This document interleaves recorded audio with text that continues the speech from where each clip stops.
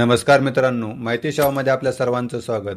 राज्य मंत्रिमंडळाची सोमवारी बैठक पार पडली. निवडणुकीला काही दिवस बाकी असताना ही बैठक पार पडल्यामुळे या बैठकीत अनेक महत्त्वपूर्ण निर्णय घेण्यात आले. तसेच राज्य सरकारची बहुचर्चित मुख्यमंत्री लाडकी बहीण या योजनेतील तिसरा हप्ता कधी द्यावायचा याबाबत सुद्धा राज्य मंत्रिमंडळाच्या बैठकीत निर्णय घेण्यात आला.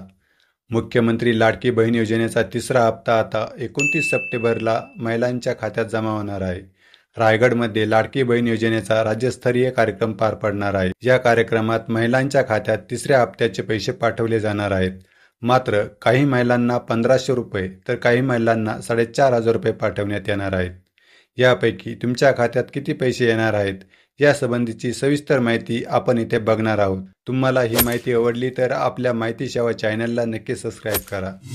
महिला व बालविकास मंत्री अदिती तटकरे या माध्यमांशी बोलत होत्या.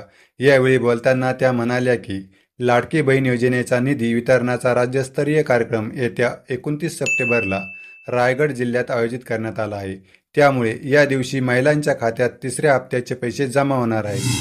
लाडकी बहीण योजनेचा पहिला राज्यस्तरीय कार्यक्रम हा पुण्यात 17 ऑगस्टला पार पडला होता. यावेळी पहिल्या हप्त्यात आपण 1,07,00,000 महिलांना जुलै आणि ऑगस्ट महिन्याचा लाभ वितरित केला होता. त्यानंतर लाडकी बहीण दुसरा राज्यस्तरीय कार्यक्रम 31 ऑगस्टला नागपूरमध्ये पार पडला होता. यावेळी देखील महिलांना आपण जुलै आणि ऑगस्ट महिन्याचा लाभ वितरित केला होता. आता येत्या 29 सप्टेंबरला लाडकी बहीण योजनेचा राज्यस्तरीय कार्यक्रम रायगडमध्ये पार पडणार आहे, अशी माहिती अदिती तटकरे यांनी दिली आहे.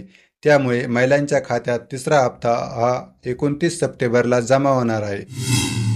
महिला व बालविकास मंत्री अदिती तटकरे यांनी यावेळी तिसऱ्या हप्त्यात नेमका कोणाला लाभ मिळणार आहे याची देखील माहिती दिली आहे. तिसऱ्या हप्त्यात जुलै आणि ऑगस्ट महिन्यातील काही तांत्रिक बाबींमुळे किंवा त्रुटींमुळे राहिलेले जे लाभार्थी आहेत, त्याचबरोबर जे अर्ज 24 ऑगस्टनंतर छाननी करून पात्र झाले आहेत आणि सप्टेंबर महिन्यात 20 ते 25 तारखेपर्यंत आलेले जे अर्ज असतील त्यांना DBTच्या माध्यमातून लाभ वितरित करण्यात येणार आहे, अशी माहिती अदिती तटकरे यांनी दिली आहे.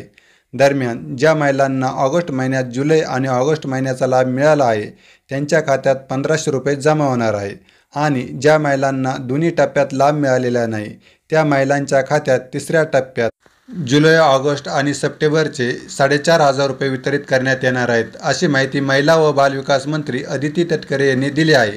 त्यामुळे महिलांना मोठा दिलासा मिळणार आहे.